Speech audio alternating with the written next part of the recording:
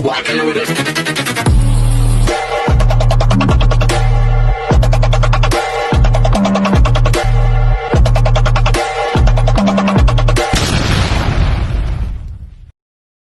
Hi everyone! Good evening! I'm back! It's your Mama Sam dito sa Sam Sam TV. Kamusta naman po kayo mga amigo, amiga, kumare at kumpare? Sana lahat kayo ay okay at safe ngayong gabi. Syempre ko ako naman ang tatanungin nyo, kita naman ninyo ang fresh ng Mama Sam ninyo. Charot! So ganyan talaga kapag umiinom ka ng maraming vitamin C, tapos kumakain ka ng hotdog na with cheese. Charot! Kung anong hotdog yan, baka maloka kayo. So yun, so sana lahat kayo nakapag-dinner na ng bonggang-bongga. Ako, hindi pa, kararating ko lang galing school. At eto, syempre, masaya ako dahil thanks God, it's Friday. Di ba? So yun, ayun yung kinasaya ko. Salamat sa Diyos ay Friday na. Naloka ako kasi yung Friday ko talaga sobrang nakakapagod. Sobrang I hate Friday, yung school. Yung ako doon, nakakaloka. Anyway, ito ang pinakamasaya. Kahit na nakakaloka yung trabaho ko, ang pinakanaloka ako, yung resulta natin dito sa botohan. My gosh, thanks Philippines. Thanks Filipino people. Talagang inilaban natin siya ng bonggang-bongga. So yon, nag-number 1 spot tayo kahapon. So yay! Congratulations sa atin lahat. Dahil number 1 ang Atisa Manalo sa voting system nga dito sa Miss Cosmo para sa People Choice Award. So sa madaling salita, si Atisa Manalo ay automatic na pasok sa top 10 ng Miss Cosmo. Di ba? Pero sabi ko nung may station 2 pa daw. Diyos ko, nakakaloka, no? Talagang money maker lang. Ang pinaka nakakaloka pa dito, pinagbebenta pa sila. Charot, hindi. Ang nakakaloka dito yung botohan. Ayan, isa yan. So, sabing ganon, buti pa daw ang Miss Cosmo, pero grabe ang botohan dito ha. Ang pinaka nakakaloka pa, ang pinaka mababang boto ay $3. Hindi $1, $3. Sa Miss Universe, $1. Dito, $3 talaga. Tapos, ang pinakamataas, $500. So, yun. Ganon kaloka talaga. Imagine mo, nilaban natin yun ng bongga-bongga, di ba? Talagang marami talagang tumaya kay Atisa para lang manalo dito. So, kakaloka. At nakakaloka ang Miss Cosmo. So, yun. Tapos ngayon, meron silang mga photos na may hawak na product. O, di ba? Sabing gano'n, bakit sa Miss Grand ganito, bakit sa ganyan. Pero mas nakakaloka ang Miss Cosmo kasi grabe sila. Charot. So, yan. Nakakawindang. Imagine mo yon, may bayad ang boto. Siyempre, yung second station, baka mamaya laki-lakihan na nila. So, yon. So, ako para sa akin, parang sa totoo lang, hindi naman kailangan ni Atisa Manalo talaga na manalo dyan sa botohan na yan eh. Kasi parang feeling ko, kaya ni Atisa makatungtong hanggang sa dulo ng kompetisyon. At kaya niyang manalo dito sa competition na to. Kaya lang, syempre, gusto lang natin i-prove na ang Philippines ay powerhouse sa lahat, di ba? Kaya, ayun. Ay nako, nakakaloka talaga ang mga pageant ngayon. Wala na tayong magagawa. Pageant is a business. Kaya sila nagpapapageant dahil business yan. At syempre, mag-expect ka na talagang talaga gagamitin talaga yung mga candidates. Dito talaga, gagamitin talaga yung mga candidates to promote the pageant, to promote the product, to promote everything and then make money. Di ba? So, ganun talaga. Kaya nga sila nandiyan dyan kasi para kumita, hindi naman para lang, di ba? So, dapat naiintindihan natin yan. Anyway, eto na. So, congratulations sa atin kasi syempre nag-number 1 ang Philippines sa botohan nga dito sa Miss Cosmo na nagganap nga kahapon. So, talagang alam nyo sa totoo lang guys, hindi ko na mahintay yung alas 12. At kaninang pagising ko, kaninang umaga, talaga yung kagad yung tinignan ko. Kung nakailang votes ba ang Philippines, nag-number 1 ba tayo. Syempre masaya kasi paggising mo, my God, number 1 si Philippines, di ba? So, yun. And, syempre, nag-expect pa tayo ng more. So, nagawa na ng Pilipinas yung yung part niya bilang pagsuporta talaga dito kay Atisa.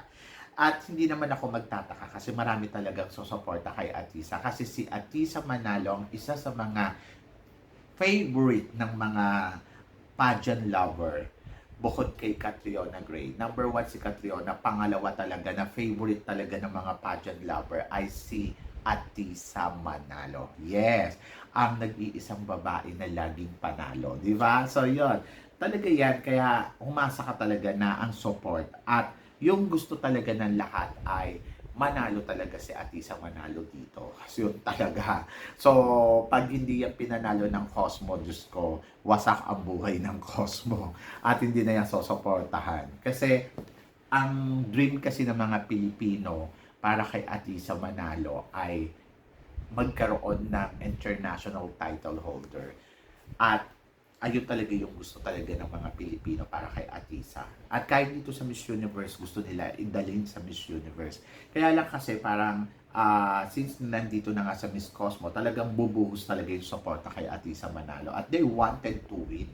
Yun talaga. At naniniwala naman ako si Atisa well prepared sa lahat ng bagay. Kaya nga yan inaalagaan ng mga tagahanga eh. Talagang alaga talaga si Atisa Manalo kasi mahal talaga nila si Atisa Manalo. At kahit ako, isa ako doon. At ramdam ninyo yan. 'Di ba? Hindi ko pagpapalit basta-basta si Atisa Manalo sa mga bagong mga beauty queen na dumarating. Syempre, Atisa first, 'di ba?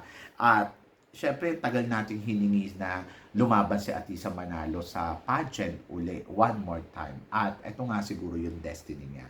So, kahapon, number 1 si Atisa Manalo na nakakuha ng 362,710 votes. At ayan nga. Syempre, follow by Colombia. Si Colombia naman ay 307,335 votes. Ayan siya. At syempre, sinundan yan ni Vietnam na pangatlo na meron 209,110 votes. So actually, ang promise nila syempre special treatment para kay Atisa. Yung ibig ko sabihin, magkakaroon ng solo interview, magkakaroon ng photoshoot, magkakaroon ng chubachene. So in fairness naman sa eventista, ay ginawa naman na nila. So, kanina may interview na si Atisa Manalo. So, actually, hindi ko pa siya napapanood ng buo, at mamaya papanoorin ko at gagawin natin ng vlog yan bukas. Reaction. So, si Cambodia, umabot ng 109,745 na nag-number 4 spot. At, syempre, si Indonesia naman, ganun din, 104,210 na nasa number 5 spot. Ayan. So, yon. So, kung iisipin mo, syempre nakakatuwa kasi syempre talagang ipinanalo ng Pilipinas. So, hindi naging madali ito kasi naging number 4 spot tayo, tapos naging number 2 spot, tapos naunahan na naman nila. Pero kasi, alam nyo, sa totoo lang, ang pinakakawawa dito, yung humabol kay Atisa. Ito si Colombia. Kasi ang laki ng ginastos niya. Tapos hindi niya nakuha yung title na mag number 1 sa People Choice. Talagang hinabol niya to, baksak sila ng baksak. So, ayun, nasayang yung pera nila. So, kaya mahirap to. Pero, wag tayo makampante kasi possible din na dahil nagsasayang sila ng pera, pwede din na maging first runner-up sila o mag-title holder. Kaya, dapat si Atisa Manalo talaga maging maingat siya. So ayan, katulad niyan, alam niya nang nasa semifinal siya. So i-prepared niya yung sarili niya sa the best for the best. So gamitin niya yung strategy game na mas panalo, mas kabog, mas bongga, di ba? Para pagdating sa finals, alam mo yon, sure win siya. So yun, ganon, kaya nakakaloka. So syempre excited ako for Atisa Manalo na medyo kinakabahan din at the same time. Kasi hindi pa rin naman natin masabi na si Atisa na talaga ang kokoronahan dito. Na kay Atisa na talaga ang corona ng Miss Cosmo. Di ba hindi natin alam? Maraming pwede pang mangyari at hintayin muna natin yung mga bagay-bagay na pwede pang mangyari. At syempre, sabi ko nga kanina, dapat prepared talaga si Atisa Manalo sa mga possible na bakbakan dito kasi talagang alam naman natin ang mga kandidata din talaga, maraming magaganda, maraming mga kabugera at hindi magiging madali ang laban, di ba? Pero nandoon ako, umaasa ako na magiging matibay ang pukpukan talaga. Yung kumbaga magiging mahigpit ang labanan nila dito sa Miss Cosmo. Kasi nga, lahat na gusto manalo kasi sa laki ng premyo. Si Cambodia nga, di ba? Tingnan mo nga, umaamangkada. So, yon. Anyway, good luck sa pambato natin kay Atisa. But congratulations pa rin, syempre, sa atin lahat dahil alam mo yun, naitagumpay natin yung laban na to. Akala ko talaga hindi tayo aabot eh. Sabi ko pag nag-number 2 dito si Atisa, okay lang naman. Pero alam mo yun, nakakatuwa, napakasarap ng feeling. Kaya guys, maraming salamat talaga sa inyong lahat. So, I hope na sa susunod na round ay makuha pa natin to uli ng bonggang-bongga. Huwag natin pabayaan ang ating reyna na si Atisa Manalo Panalo. So, yon! Kayo guys, ano guys ang masasabi niyo dito sa mga pinag-uusapan natin ngayon? I-comment below niyo yan para at least malaman ko naman kung ano ang chika nyo. So guys, maraming salamat. Sa mga hindi pa po nakaka-subscribe dito sa Mama Sam Vlog, sa Sam Sam TV, sa Mama Sam Vlog, sa akin sa Bruce's Crown. Sana ma-follow po ninyo at makapag-subscribe kayo ng bonggang-bongga. Thank you so much sa pagmamahal at suporta ninyo. So guys, maraming salamat po. Hanggang dito na lang. Hanggang sa muli nating chikahan. See you tomorrow. Thank you guys.